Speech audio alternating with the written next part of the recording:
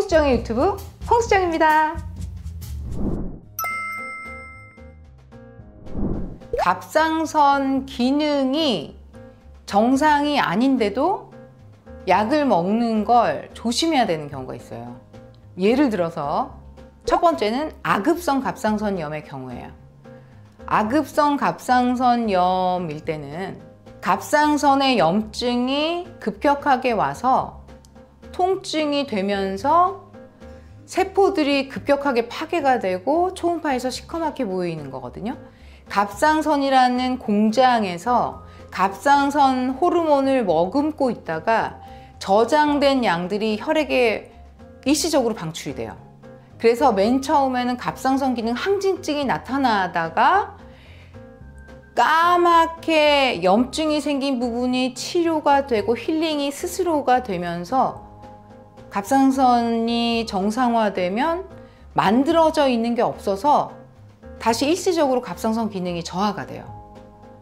그 주기가 길지가 않아서 보통 아급성 갑상선염의 경우에는 이유는 알 수 없지만 피곤해서 그런지 감기를 앓고 지나고 나서 그런지 공통분모가 없이 갑자기 목이 붓고 아파서 귀까지 번지는 통증으로 이비인후과에 오는 경우들도 많고 그 다음에 내과 감기인 줄 알고 가는 경우들도 많거든요. 근데 초음파를 보면 아까 보이는 것 같은 그런 시커먼 소견을 보여요. 아급성 갑상선염은 갑상선염의 일반적이지 않은 코스를 밟기 때문에 감기로 착각해서 가기도 하고 귀가 아파서 병원에 가서 이비인후과 선생님에게 목도 부었어요, 갑상선 검사해보세요 하고 권유를 받아서 이제 오기도 하죠. 초음파를 보면 시커멓게 나타나고 시커먼 부분에서 갑상선 호르몬을 만드는 세포들이 깨져서 혈액에 일시적으로 갑상선 호르몬을 내보내게 돼요.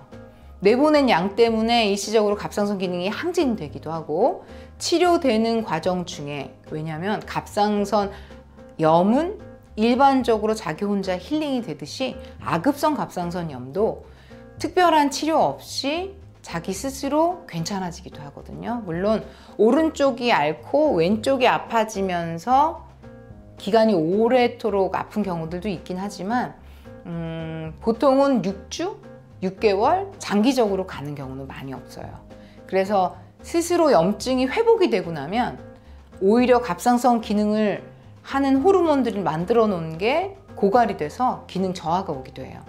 그래서 아급성 갑상선염 때 갑상선 기능이 일시적으로 항진된 경우에 피검사였다든지 아니면 회복되는 단계에서 갑상선 기능이 저하됐었던 일시적인 상황이라면 약물 치료를 개입해서 환자의 증상을 악화시킬 가능성이 높아요. 왜냐하면 저절로 치료되는 과정에서 서포트만 해줘서 대증 치료를 하면 되는데 약으로 개입해서 항진이 더 저하로 와서 오히려 갑상선 기능 저하증이 깊어질 수가 있죠.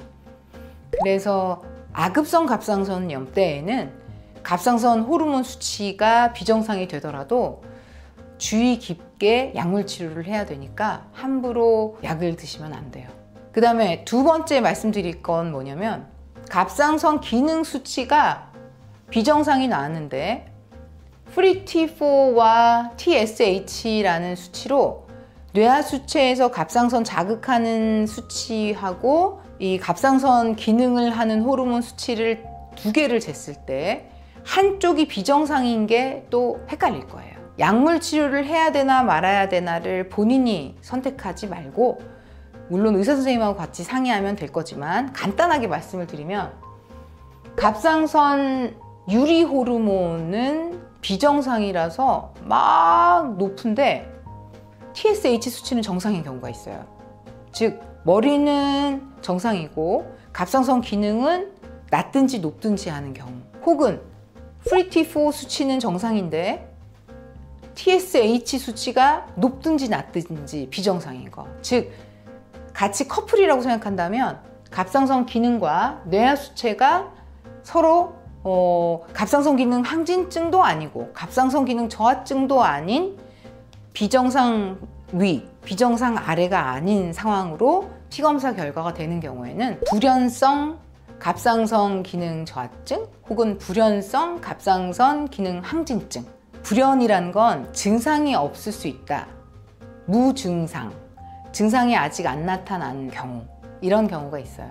그럴 경우에는 피검사 수치만 보고 약물 치료하지 않고 증상을 보고 다시 피검사를 해서 머리에 있는 뇌하수체와 갑상선이 피드백을 잘 해서 정상이 됐을 때 피검사 수치가 다시 정상화가 되는 경우가 대부분이기 때문에 한 번의 피검사로 약물 치료를 판단하면 안 돼요. 그래서 증상이 없는 경우에는 수치가 하나가 비정상이면 4주 내지는 한두 달 뒤에 피검사를 다시 해보면 대부분 정상화된 콤비를 볼 수가 있어서 그럴 경우에는 한 번으로 판단하지 말고 조급한 생각을 버리고 담당 선생님과 같이 상의하셔서 약물 치료라든지 재검사를 하시면 돼요.